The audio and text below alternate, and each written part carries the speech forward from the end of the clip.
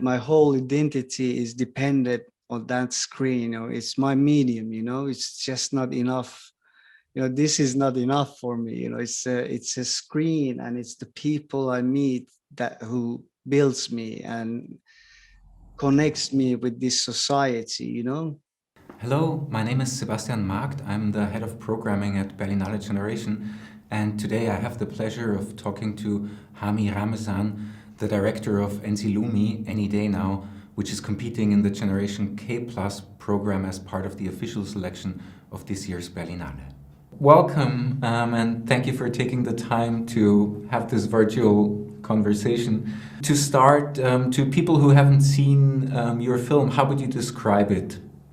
Since I went to university, I knew I want to make a film about my journey, how I ended up to Europe and Finland, and that was the film. I didn't know what kind of film it will be. Fortunately, it's an intimate film. It's about a family. It's about us human beings, that how much we need each other to survive in this world.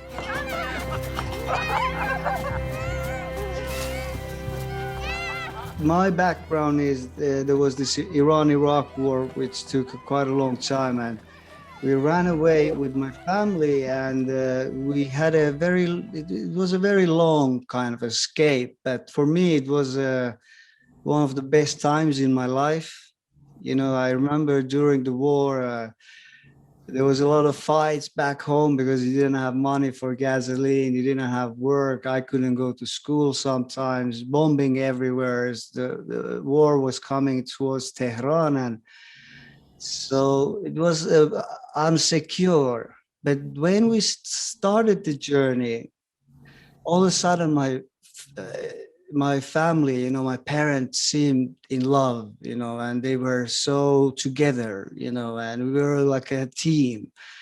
And so it became like this euphoria, or a kind of a dream world that I'm not quite sure that did I live that time? Is it a fake? Am I just coming? Is this a fiction or not? But that was what I really wanted to tell. But I have to be honest, it was difficult when I started to write. It wasn't as easy as I'm saying it now. Maybe we should explain a little bit about what the story is. So, Ramin lives with his family in a kind of refugee home in Finland, and they've been waiting for a decision on their asylum status for a long time. Waking up every day with the knowledge that this maybe not continues, and just living in a ex-jail as a refugee, and how much it affects your life, and then having a kid who actually is going to school, who is growing up, all that joy, but it's happening in a certain circumstances.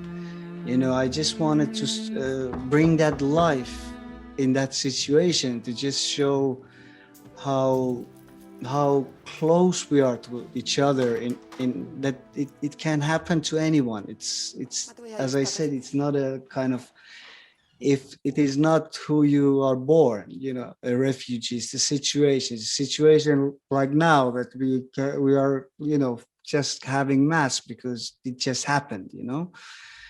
So the human side of it was very important, and the whole aspect, or the subject matter of being a refugee, it's a huge theme. You cannot just say, okay, it's not about it.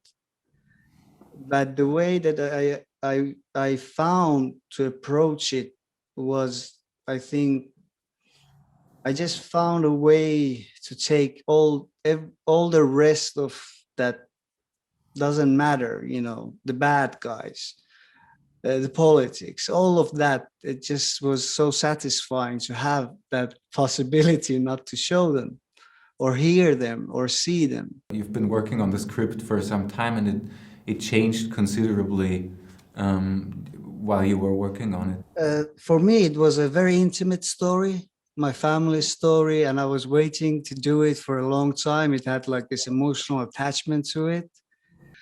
all of a sudden this whole intimate story changed. It became a political and social problem for everyone.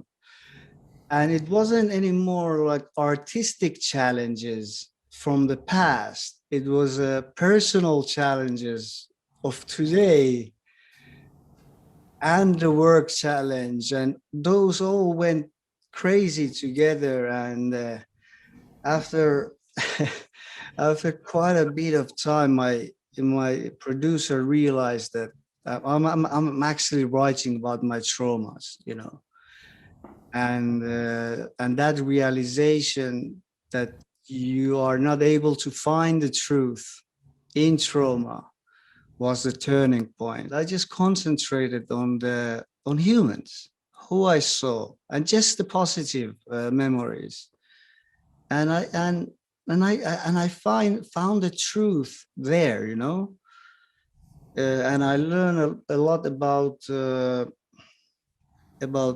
cinema, because truth in cinema is different than truth in real life. And I think the older masters, they know this, or documentarists are very they know this aspect. But for me, it was really learning it. So even though it was tough, I've learned a lot. You know, as a director, you have to expect the worst, that everyone who's coming, they are coming to watch a refugee film. And you are not doing a refugee film.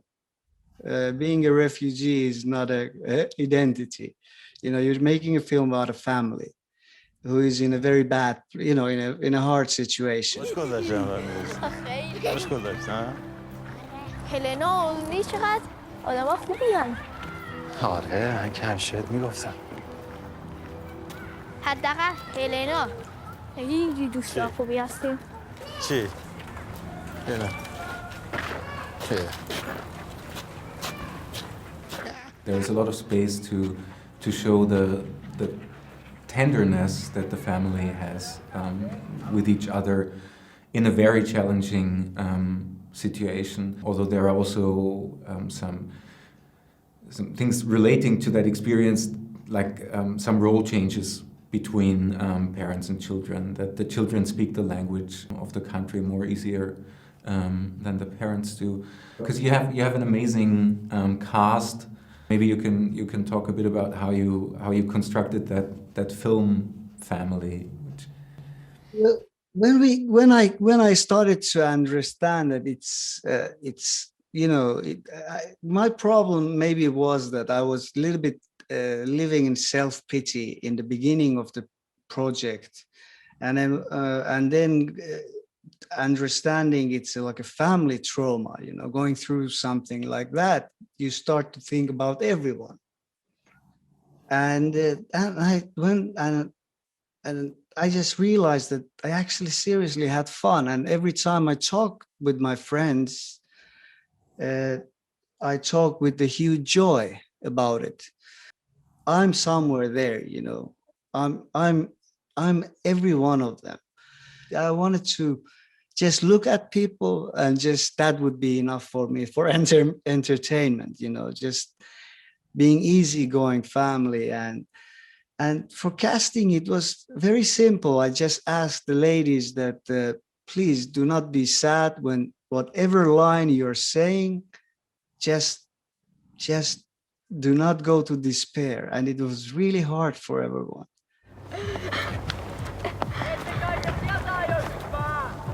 Siis, eikö me mennäkään perusmestolle? Ei, tuu katso, kuinka korkea tää on. Our Shabnam Borbani just, you know, just did it like that. And with the boy, of course, you know, Iranian, speak Finnish and know how to act and all of that, you know, looks somehow like a, maybe not main character, but the captain of the film, you know, who kind of you follow. You know, some actors do it because they have to. And I always said, whoever you are, whatever you win, you're an actor. If you want to do something, then you do it. It's not about the money. because no one in the business is for money, or many are not for money. So yeah, that's, I hope it explains a little bit. Of course, you have lived with this story for all your life, but did the telling it in this way somehow change your perspective on the experience? It was very hard for me because I kind of was a refugee, and then I became a refugee, and then I was writing about my traumas and going to dark places, searching for truth,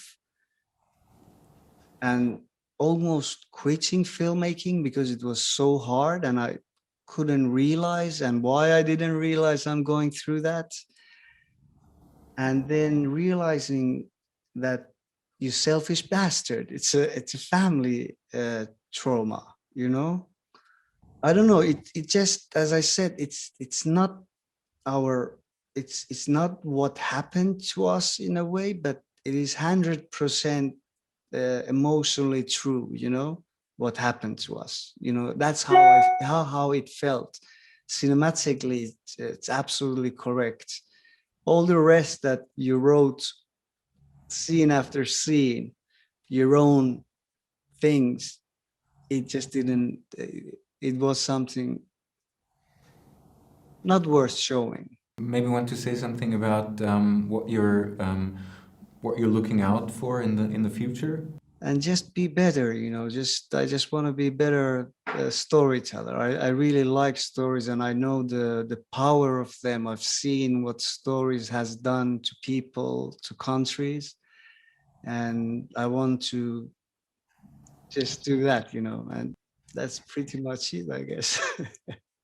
Well, thank you very much. Thank you for your wonderful film, and thank you for taking the time to talk. It's such an honor that I had a chance to talk with you. Thank you so much for the opportunity.